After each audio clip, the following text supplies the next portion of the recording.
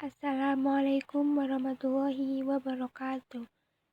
Kami dari kelompok 9 dengan anggotakan saya Aqidatul Nusaibah Anis dan Deviana Nuristia.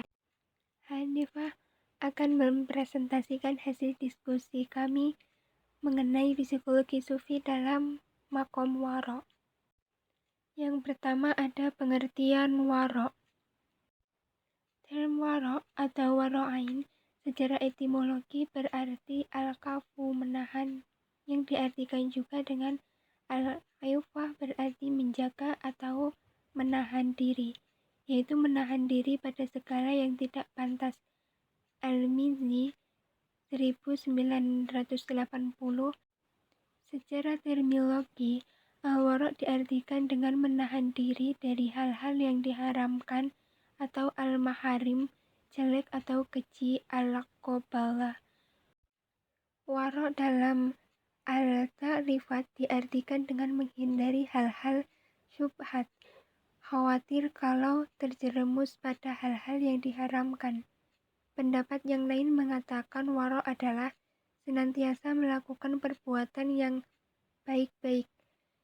Jamaluddin Abi al-Hajjaj Yusuf al-Mizzi.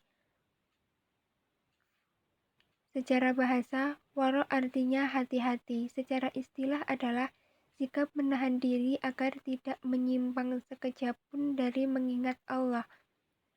Waro' pada kalangan sufi memiliki pengertian bahwa seseorang harus menjauhi dan meninggalkan segala hal yang belum jelas haram halalnya atau syubhat.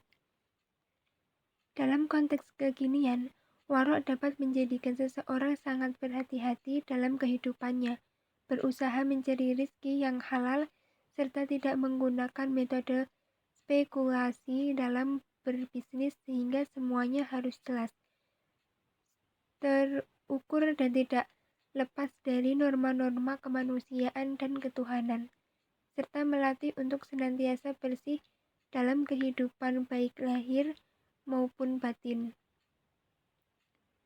Waro' adalah makom yang sangat mulia dan luhur. Secara tidak langsung, makna waro' telah tersirat dalam Al-Quran.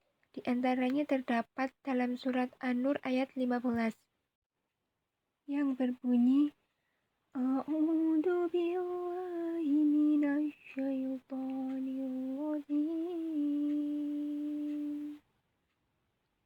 إذ تلقونه بألسنتكم وتقولون بأفواهكم ما ليس لكم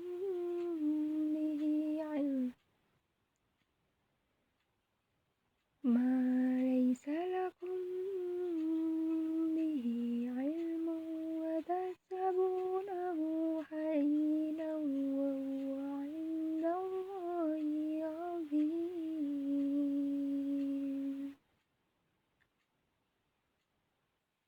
Yang artinya, ingatlah ketika kamu menerima berita bohong itu dari mulut ke mulut dan kamu katakan dengan mulutmu apa yang tidak kamu ketahui sedikit pun, dan kamu menganggapnya remeh padahal dalam pandangan Allah itu soal benar. Semuanya bisa terbukti dari berbagai riwayat yang diambil dari kaum sufi. Sebagai contoh, Syekh Bishr al-Hafi ketika beliau diundang dalam jamuan makan, saat beliau diberi hidangan tersebut namun tidak pernah berhasil. Hal ini dilakukan berulang-ulang sampai 3 kali. Lalu berkatalah seorang laki-laki yang mengenalnya, tangannya tidak akan bisa diulurkan untuk mengambil makanan yang haram atau syubhat, sehingga percuma saja tuan rumah ini mengundang beliau ke rumahnya. Selanjutnya, klasifikasi waro' yang akan dijelaskan oleh Mbak Deviana. Tingkatan waro'. Menurut Imam As-Sarraj, ahli waro' diklasifikasikan menjadi 3 tingkatan. Tingkatan yang pertama ialah golongan yang memiliki sifat waro' dalam menjauhi perkara syubhat, yaitu sifat di antara halal dan haram yang sudah bersifat mutlak kejelasannya. Artinya, Apapun yang dikonsumsi seorang hamba hanyalah perkara yang sudah jelas kehalalannya dan tidak menyentuh sama sekali perkara yang haram murni. Tingkatan ini sebagaimana yang diungkapkan Ibnu Sirin, tidak ada sesuatu yang lebih mudah bagiku kecuali tingkatan waro ini ketika ada sesuatu yang meragukan.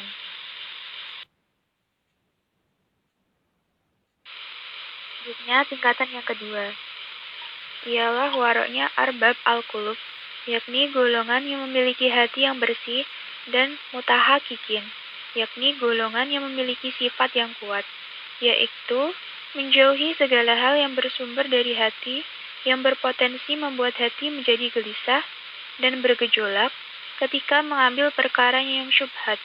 Artinya, bukan hanya berhubungan tentang kejelasan halal dan haramnya, bahkan bila ada sesuatu yang memang sudah diketahui kejelasan halal dan haramnya, serta bahkan bila ada sesuatu yang memang sudah diketahui kejelasan sifat halalnya, tetapi sesuatu tersebut bisa menimbulkan keraguan dalam hati, maka perkara yang halal pun harus dia jauhi. Tingkatan yang ketiga ialah waroknya arifin atau ahli makrifat dan wajidin atau golongan yang mencintai dan merasakan menemukan Allah. Ini diungkapkan oleh Abu Sulaiman Ad-Darani. Segala hal yang bisa memalingkan diri dari Allah merupakan kejelekan dan kesialan bagimu.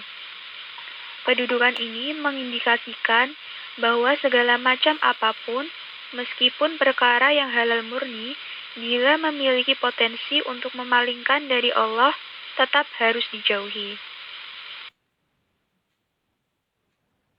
Kedudukan tingkat yang pertama merupakan warok yang umum. Kemudian yang kedua ialah orang yang khusus. Sedangkan tingkatan warok yang ketiga ialah khusus al-khusus atau istimewa. Proses perilaku warok. Makom warok dalam dunia sufi merujuk kepada pola hidup dan kehidupan dengan selalu waspada dalam berbuat. Dengan kata lain, calon sufi yang berada dalam stasiun warok senantiasa menghindarkan diri dari penggunaan sesuatu yang tidak jelas statusnya, apalagi yang jelas-jelas haram. Pola hidup warok menurut perspektif sufi terdiri atas dua macam.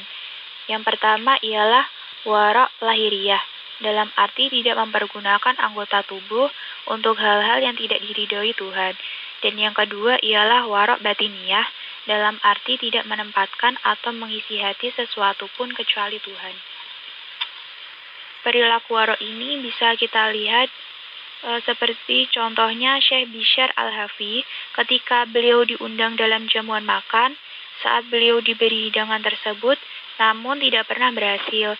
Hal ini dilakukan berulang-ulang sampai 3 kali. Lalu berkatalah seorang laki-laki yang mengenalnya, tangannya tidak akan bisa diulurkan untuk mengambil makanan yang haram atau syubhat, sehingga percuma saja tuan rumah ini mengundang beliau ke rumahnya. Mungkin cukup sekian presentasi dari kami. Apabila ada yang ingin ditanyakan, bisa didiskusikan melalui grup WA. Terima kasih. Wassalamualaikum warahmatullahi wabarakatuh.